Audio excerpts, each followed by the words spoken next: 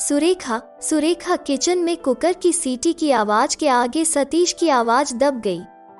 जब पत्नी ने पुकार का कोई जवाब नहीं दिया तो अखबार हाथ में उठाकर सतीश खुद अंदर चले आए। हाथ का अखबार पास पड़ी कुर्सी पर पटक कुछ जोर से बोले, सतीश क्या हो रहा है?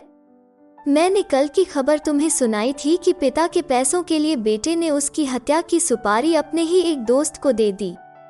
देखा, कलियुगी बच्चों को बेटा बेटी ने मिलकर अपने बूढ़े माता पिता को मौत के घाट उतार दिया ताकि उनके पैसों से मौजमस्ती कर सके। हद है, आज की पीढ़ी का कोई ईमान ही नहीं रहा। सुरेखा ने उन्हें शांत करने की कोशिश की। आप इन खबरों को पढ़कर इतने परेशान क्यों होते हैं? यह भी देखिए कि ये बच्चे किस वर्ग के हैं और कितने पढ़े लिखे हैं। क्या कह रही हो तुम? ये बच्चे बाहर से MBA आदि पढ़ लिख कर आए थे। जरा सोचो सुरेखा, इनकी पढ़ाई लिखाई पर माँ बाप ने कितना पैसा खर्च किया होगा। आजकल के बच्चे इतने नकारा हैं कि कहते कहते हौंफने लगे सतीश। सुरेखा पानी का गिलास लेकर उनके पास चली आई। आप रोज रोज इस तरह की खबरें पढ़कर अपने को क्यों दुखी करते हैं? छोटी इन्ना, हम तो अच्छे भले हैं। बस 2 महीने रह गए हैं आपके रिटायरमेंट को। अपना घर है, पेंशन आती रहेगी, और क्या चाहिए हमें? जितना है वो अपने बच्चों का ही तो है।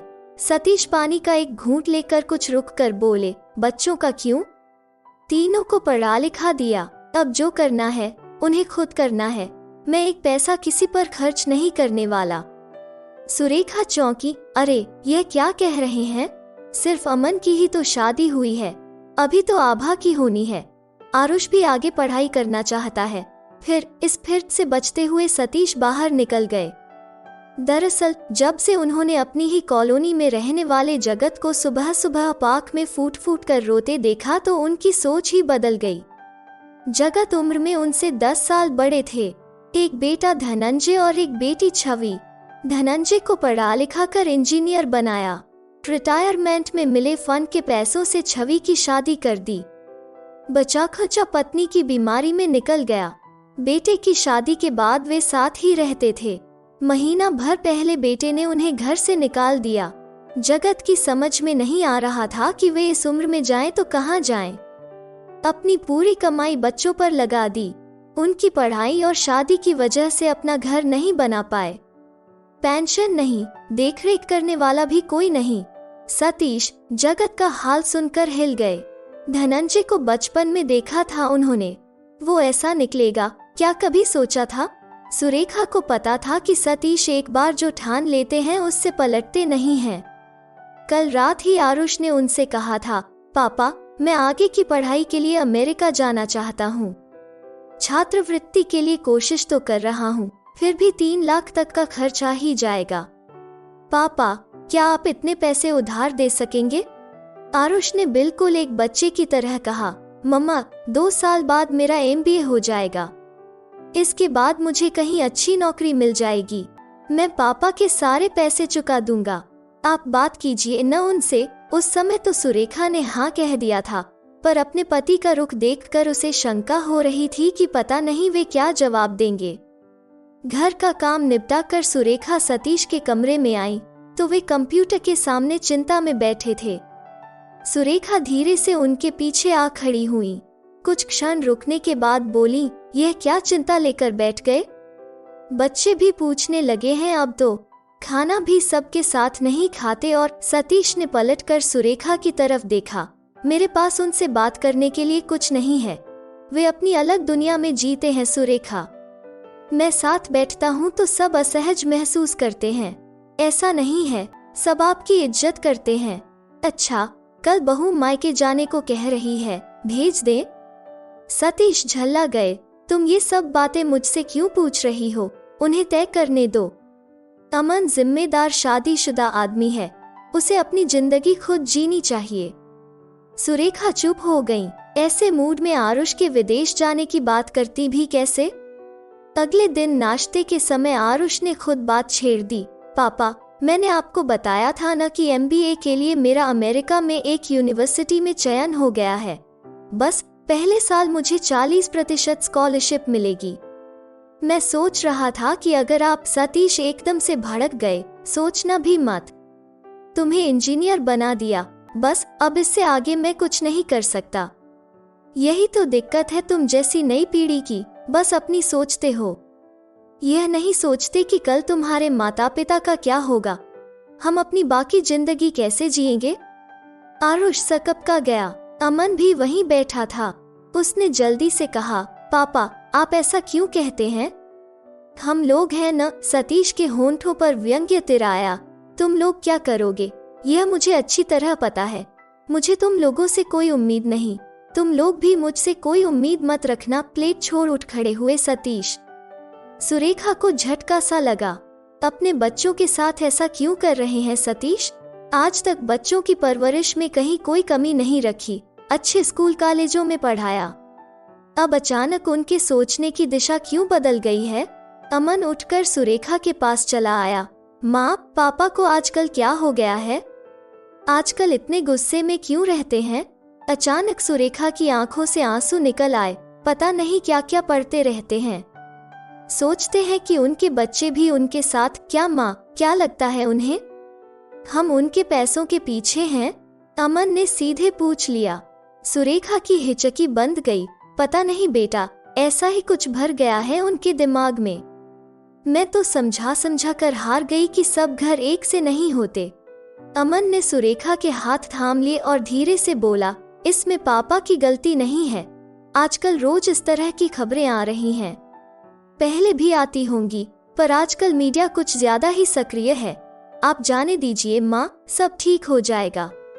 पापा से कह दीजिए कि हमें उनके पैसे नहीं चाहिए, बस हमें चाहिए कि वे सुकून से रहें। अमन और आरुष अपने अपने रास्ते पर चले गए। आभा अब तक कॉलेज से नहीं आई थी।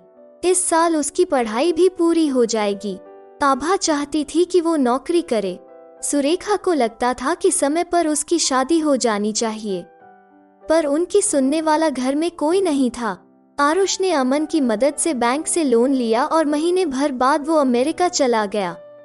आभा को भी कैंपस इंटरव्यू में नौकरी मिल गई। जब उसने अपनी पहली तनख्वाह सतीश के हाथ में रखी तो वे निर्लिप्त भाव से बोले, अपनी कमाई तुम अपने पास रखो, जमा करो, कल तुम्हारे काम आएगी। सुरेखा ने समझ लिया था कि सतीश को समझाना बहुत मुश्किल है, लेकिन उन्हें इस बात का संतोष था कि कम से कम बच्चे समझदार हैं। 6 महीने बाद अमन को भी मुंबई में अच्छी नौकरी मिल गई। अमन अपनी पत्नी के साथ मुंबई चला गया। सुरेखा को घर का अकेलापन काटने लगा। आभा का काम कुछ ऐसा था कि दफ्तर से लौटने में देर हो जाती। सुरेखा टोकती तो आभा कहती, माँ, आजकल हर प्राइवेट नौकरी में यही हाल है, देर तक काम करना पड़ता है। कोई जल्दी घर जाने की बात नहीं करता तो मैं कैसे आऊं? आभा इतनी व्यस्त रहती कि उसे खाने पीने की सुध ही नहीं रहती। सुरेखा चाहती थी कि उनकी युवा बेटी शादी करके सुख से रहे, दूसरी लड़कियों की तरह सजे सवरे अपनी दुनिया बसाए। एक दिन वो सतीश के सामने फट पड़ी। आपको पता भी है कि आभा कितने साल की हो गई है? उसकी शादी की बात आप चलाएंगे या मैं चलाऊं? मैं अपनी बेटी को खुश देखना चाहती हूँ। सतीश अपनी रोजमर्रा की जिंदगी में इतने रमे हुए थे कि बेटी का रिश्ता खोजना उन्हें भारी लग रहा था, पर सुरेखा के कहने पर वे कुछ चौकन्ने हुए। अखबार में देखकर एक सही सा लड़का ढूंढा। आभा को यह बिल्कुल पसंद नहीं था कि वो किसी के देखने की खातिर सजे संवरे। बड़ी मुश्किल से वो लड़के वालों के सामने आने को तैयार हुई। सुरेखा उत्साह से तैयारी में जुट गई। बेटी की शादी का सपना हर माँ अपनी आंखों में संजोए रहती है। आभा 2-3 बार उससे कह चुकी थी कि माँ, अभी रिश्ता हुआ नहीं है, आपको ज्यादा कुछ करने की जरूरत नहीं है, बस चाय और बिस्कुट रखिए मेज पर। सुरेखा हंसने लगी। ऐसा कहीं होता है भला? जिस घर में तेरी शादी होनी है उस घर के लोगों की कुछ तो खातिरदारी करनी पड़ेगी। आभा चुप हो गई। सुरेखा ने घर पर ही गुलाब जामुन बनाए, नारियल की बर्फी बनाई, नमकीन में समोसे, कटलेट और पनीर मंचूरियन बनाया। साथ ही जलजीरा आदि तो था ही। चुपके से जाकर वे अपने होने वाले दामाद के लिए सोने की चेन भी ले आई थी। रिश्ता पक्का होने के बाद कुछ तो देना पड़ेगा। सतीश को जिस बात का अंदेशा था आखिरकार वही हुआ। प्रमोद चार्टर्ड अकाउंटेंट था और आते ही उसकी मां ने बढ़ चढ़ कर बताया कि प्रमोद को सीए बनाने में उन्होंने कितने पापड़ बेले हैं। सतीश ने कुछ देर तक उनका त्याग मंडित भाषण सुना, फिर पूछ लिया, देखिए मैडम, हर माता पिता अपने बच्चे को शिक्षा दिलाने के लिए कुछ न कुछ त्याग तो करते ही हैं। मैंने भी अपने बच्चों की शिक्षा पर बहुत खर्च किया है। आप कहना क्या चाहती हैं, यह स्पष्ट बताइए। प्रमोद की मां सकपका गईं। बात प्रमोद के मामा ने संभाली, आप तो दुनियादार हैं सतीश जी, बेटे की शादी भी कर रखी है, आपको क्या बताना।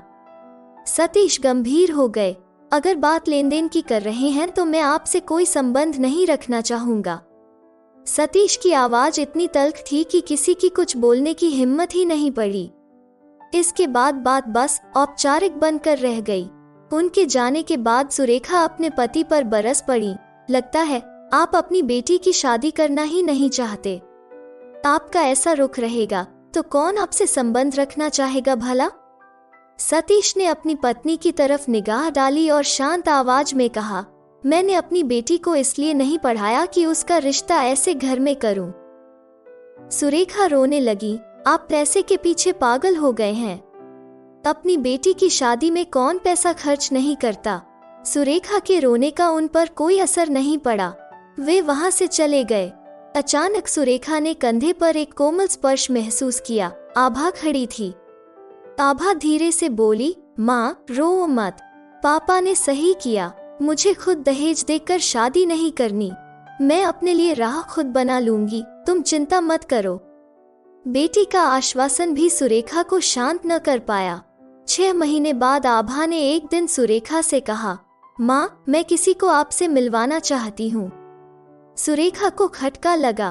पहली बार आभा उससे किसी को मिलवाने को कह रही है। कौन है? शाम को आभा अपने से उम्र में काफी बड़े एक आदमी को घर लेकर आई।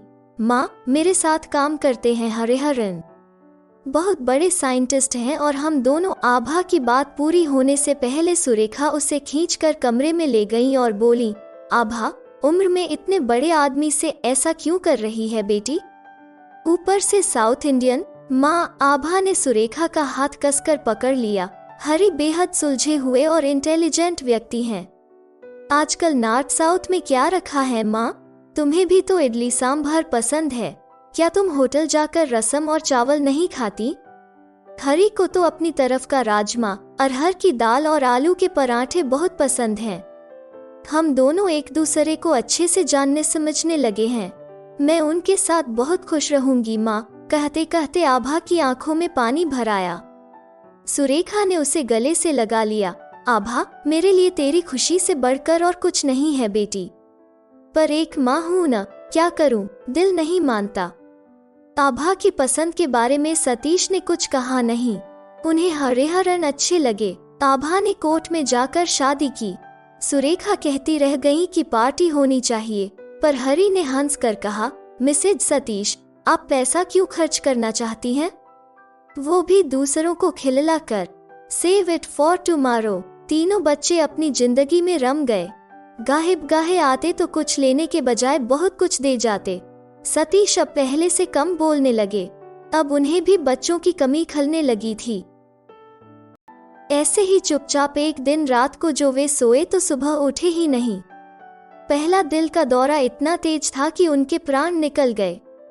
सुरेखा अकेली रह गई। आभा महीना भर आकर उनके पास रह गई, पर उसकी भी नौकरी थी, जाना तो था ही। अमन भी आरुष का साथ देने अमेरिका पहुंच गया और वहीं जाकर बस गया। इतने बड़े घर में सुरेखा अब अकेली पड़ गई। सतीश की पेंशन, उनके कमाए पैसों और अपने गहनों के साथ रह रख कर उसके मन में टीस उठती कि समय पर अगर बच्चों की मदद कर दी होती तो आज यह पैसा बोझ बनकर उनके दिल को ठेस न पहुंचाता। अमन से जब भी वे अपने दिल की बात करती, वो तुरंत जवाब देता, माँ तुम सब छोड़ छाड़ कर यहाँ आ जाओ हमारे पास, सब साथ रहेंगे। मेरी बेटी बड़ी हो रही है, उसे तुम्हारा साथ चाहिए। बहुत सोच समझ कर सुरेखा ने अपनी जायदाद के 3 हिस्से किए और कागजात साइन करवाने अमन, आभा और आरुष के पास भेज दिए। सप्ताह भर बाद अमन की लंबी चिट्ठी आई।